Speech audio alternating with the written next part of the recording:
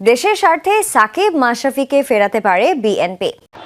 জুলাই বিপ্লব এদেশের রাজনীতিতে এনে দিয়েছিল বসন্ত। এর আগে সাকিব মাশরাফিদের মতো দেশের ইতিহাসের সবচেয়ে বড় তারকাদের হতে হয়েছে বেদনায় নীলকণ্ঠ, যার রেশ ছিল অন্তর্বর্তী সরকারের সময়ও। তবে বিএনপির সরকার গঠনের ম্যান্ডেট পাওয়ার পর ক্রিয়াঙ্গন নিয়ে তৈরি হচ্ছে নতুন স্বপ্ন।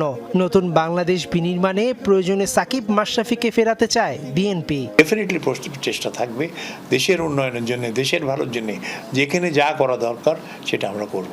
তাতে মাশরাফি হোক, মুশফিক হোক, সাকিব হোক, আমাদের তামিম হোক, যেই হোক, সবাইকে নিয়ে আমরা করতে চাই। আলী আসগর লবি বিসিবির সাবেক সভাপতি, আইসিসি ও এশিয়ান ক্রিকেট কাউন্সিলের বিভিন্ন পদেও দায়িত্ব সামলেছেন। লবি মনে করেন টি-20 বিশ্বকাপে বাংলাদেশের কূটনৈতিক জয় পাওয়া উচিত ছিল। আমি যদি বিসিবিতে থাকতাম তাহলে আমি নিশ্চয়ই চেষ্টা করতাম, যদি পাকিস্তান যেখানে যাচ্ছে, দ্বন্দ্বটা কিন্তু পাকিস্তানকে নিয়ে হয়েছিল, ভারত পাকিস্তান। এখন আজকে তো ভারত পাকিস্তান খেলছে, তো আমরা বাদ পড়লাম কেন, তাই না? তো আমাদের তো ডেফিনেটলি উচিত ছিল আমাদের সেখানে, যদি পাকিস্তানে দ্বন্দ্ব করে তারপরেও তারা যে খেলতে পারে, তো আমরা সেখানে যেতে পারবো না কেন? এটা তো আমাদের জন্য অনেক বড় ভুল হয়েছে। মঙ্গলবার সংসদের দক্ষিণ প্লাজায় হচ্ছে মন্ত্রী পরিষদ শপথ। তার আগে ক্রীড়াঙ্গনে টক অব দ্য টপিক কে হচ্ছেন দেশের ক্রীড়ামন্ত্রী আমিনুল হক, আলী আসগর লবি দুজনেই আছেন আলোচনায়।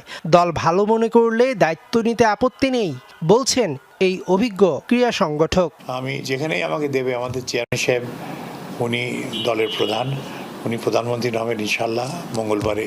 তবে উনি যদি ভালো মনে করেন, আমাকে যদি যোগ্য মনে করেন, যেখানে আমাকে উনি দেবেন আমি সেখানেই কাজ করতে রাজি আছি। বিসিবি নির্বাচন নিয়ে নানা মহল প্রশ্ন তুললেও ঘোরতর কোনো অভিযোগ নেই সাবেক এই সভাপতির। আমি যে এর মধ্যে দেখি, যদি কোনো কিছু ভালো হয় তো নিশ্চয়ই রাখবো, খারাপ হলে আমার মনে হয় তখন সেটা দেখা যাবে। সাকিব আল হাসান ও মাশরাফি বিন মুর্তজাদের মতো সংসদ নির্বাচনে অংশ নেননি তামিম ইকবাল খান। তবে গুঞ্জন ছড়িয়েছে এবার বিএনপির নেতৃত্বাধীন জোটের সরকারের মন্ত্রণালয়ের দায়িত্বে দেখা যেতে পারে তাকে। কথিত আছে নির্বাচন না করা জাতীয় দলের সাবেক এই অধিনায়ক টেকনোক্র্যাট কোটায় ক্রীড়া মন্ত্রণালয়ের দায়িত্ব পাবেন, এমন দাবি নিয়ে এবার নীরবতা ভেঙেছেন তামিম ইকবাল নিজেই।